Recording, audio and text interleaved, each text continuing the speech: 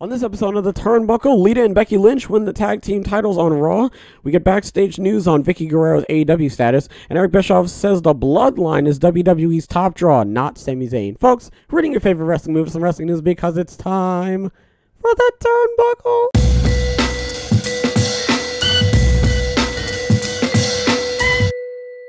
New women's tag team champions were crowned on Raw after an assist from a WWE Hall of Famer. Lita and Becky Lynch defeated Damage Control's Dakota Kai and Io Sky with help from the returning Trish Stratus on Monday to win the WWE Women's Tag Team Championship for the first time. As Bayley interfered in an attempt to help Damage Control retain the tag titles, Stratus ran in and hit Bayley with a chick kick to level the odds. As Lynch helped Kai on the apron and to disarm her, Lita climbed to the top rope and landed a moonsault on Sky for the pinfall victory to win the titles. Okay, oh man, where do I begin? What do I do with this? Okay, so, man, this did not need to happen. This was incredibly unnecessary. When I found out that, so it was like 9:30, and they were like, oh, the main event is up next, and I was like, oh, okay. And I'm going to tell you something right now, at no point did I think they were going to win. At no point. I didn't even have it in my mind at all that Becky Lynch and Lita were actually going to walk away with the tag team titles. At first, I thought that the match was set for WrestleMania, and I was like, oh, okay, you know, whatever. They're probably going to win at WrestleMania, and then they're going to lose the titles, like, on the next Raw or something. Nope, they're going to win next week, and then Trish Stratus is going to come out, and it's going to turn into a 6-woman match at WrestleMania, where hopefully Damage Control win the titles back, and if they don't, oh boy. Man, can I just say, Lita, a fantastic and innovative and historical wrestler, and her legacy will outlive her at this point, just because of all the people that she's been involved with in the industry, and you know, the matches that she's had, and what's the word, you know, how like she and Trish and Mickie James and, you know, girls like Gail Kim and stuff like that, they revolutionized, that's what it is, they revolutionized how women's wrestling is supposed to look and everything like that. But man, this match was not good. Like, it was pretty much Becky and Kai and Sky holding everything up, and Lita was there too, and man, just almost every move she hit. Like, I'm not saying that like she needed to be busting out like topes and you know, but like there were moves she would go for, and like you knew it was supposed to be one of those like big moves, you know, like Becky hitting her like double move and everything. Like, she went for the poetry in motion, and the crowd just barely moved. You barely saw the crowd like bump in the air, you know. It was just like it's 4 weeks until WrestleMania. At any point they could take the titles back, but it's 4 weeks until WrestleMania, and you can definitely make a storyline out of this. So I feel like that's what they're going to do. So we're gonna have to wait and see if what actually does end up happening, because right now it's hard to tell. Next, we're going to talk about backstage news on Vicky Guerrero's AEW status. An update has surfaced on the future of Vicky Guerrero in AEW. Fightful reports that Guerrero will be wrapping things up with the promotion soon, but her departure doesn't appear to be on bad terms. Guerrero and AEW have reportedly agreed to part ways after the manager's contract expires this July. Guerrero had been with AEW since December 2019. During her time with the company, she served as a manager for Nyla Rose, Marina Shafir, and for a brief period, Andrade El Idolo. Behind the scenes, Guerrero did work for AEW Heels, which is an effort from AEW to build a community for female wrestling fans. Guerrero also played a role in numerous digital projects for Tony Khan's promotion. Fightful also noted that Guerrero recorded an episode for the AEW Unrestricted podcast just last week.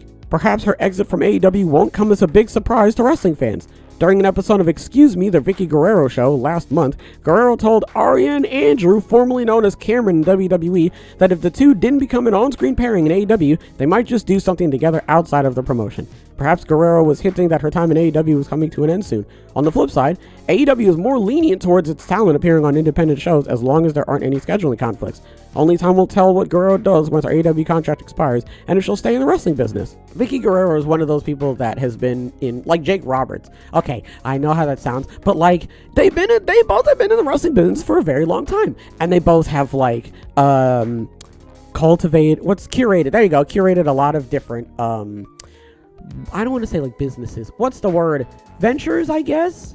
Like, I can't think of the word. Do you know what I mean? Like, she hasn't just like, she's actually gone and like done a bunch of like other stuff, like programs and foundations and stuff like that. I don't particularly know how many she's actually done, but the fact that she's gone off and like she's done the AEW heels thing. I doubt that this is like the first thing, you know, that she's done. And the article also says she played a role in numerous digital projects. That's another one, projects too, for Tony Khan. So she's obviously like Jake, I'm gonna say Jake Paul, like Jake Roberts. She's been behind the scenes and she's been working and stuff. And I really like hearing about that. Like with what's his face? Jason Jordan. I was calling him Jason Roberts. Jason Jordan and what's his name? It's Tyson Kidd. There you go.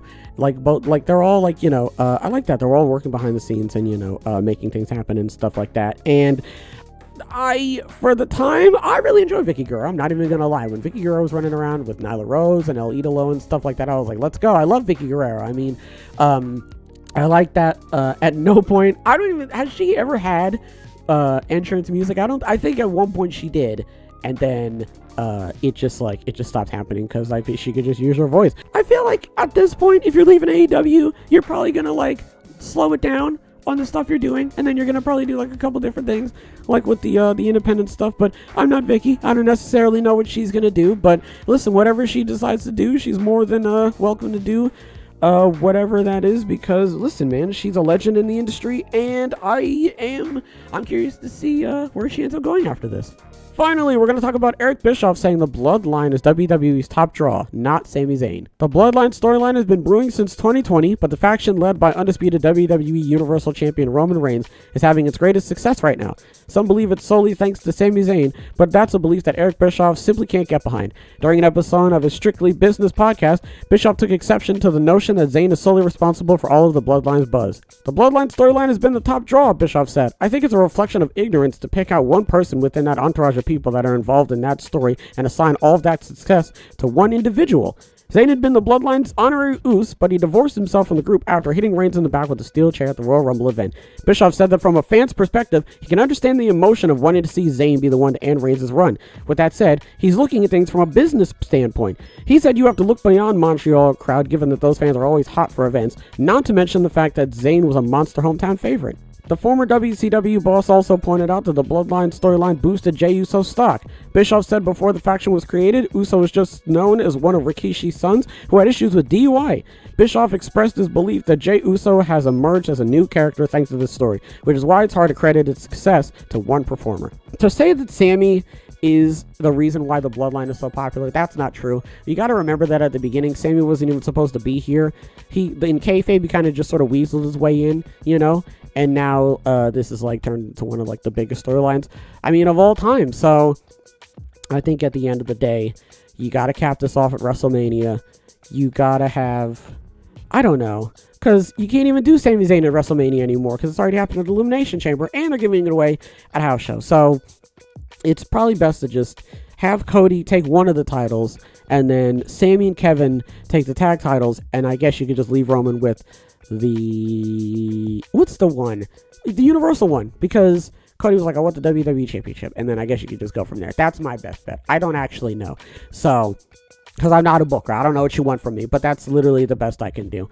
So, yeah, man, we're going to have to wait and see, actually, what they do at WrestleMania, because so far it doesn't really seem like they're doing the tag match, but again, like I said, 4 weeks, so we just got to wait and see what actually happens. What do we talk about? Lita and Becky did not need to be the tag team champions. This was incredibly unnecessary. Nobody needed to see this. I'm sure there's a lot of people that are like, oh, this is great. Oh, I love this so much. Oh my god, I can't believe I was there to see it live. I'm so happy. Oh, my daughter saw it. She was happy. I love Lita. I love Lita since I was a teenager. I'm a fan of fan. Vicky Guerrero, she might leave AEW or she might stay. At this point, it's hard to tell. It's fine, whatever she decides to do, because again, she's had such a strong tenure with multiple different wrestling promotions and wrestlers and all what have you. So whenever I hear stuff like this, it's like, yeah, man, do whatever you want. Like, I don't care. You're free. You can go start a Jamba Juice business for all I care. You know, you've earned it. You've been in this industry for so long, man. You deserve to be able to step back and be like, you know what, I'm gonna go do something else, you know, or I'm gonna go on independent shows, or, you know, work more indie shows and stuff like that. Like, bro, that's fine. I see nothing wrong with that. Eric Bischoff said the Bloodline, not Sami Zayn, is WWE's top draw. Sami Zayn is a top draw, not he's not the, I don't want to say he's WWE's top draw.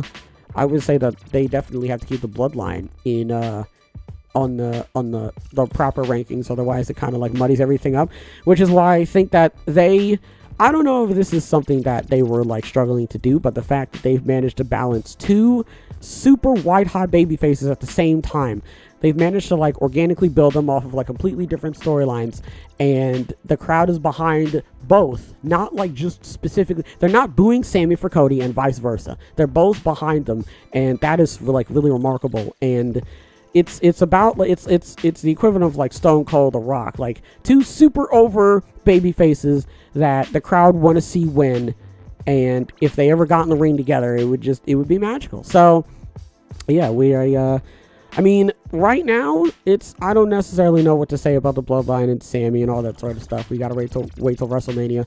Unless Triple H calls me up right now and is like, hey, this is what I'm doing. You can put it on your little show if you want, and I'd be like, cool. But yeah, other than that, man, we're just gonna have to wait and see. Folks, that's gonna do it for this episode. Hopefully everybody has a wonderful tonight and a wonderful tomorrow. And as always, big hugs all around.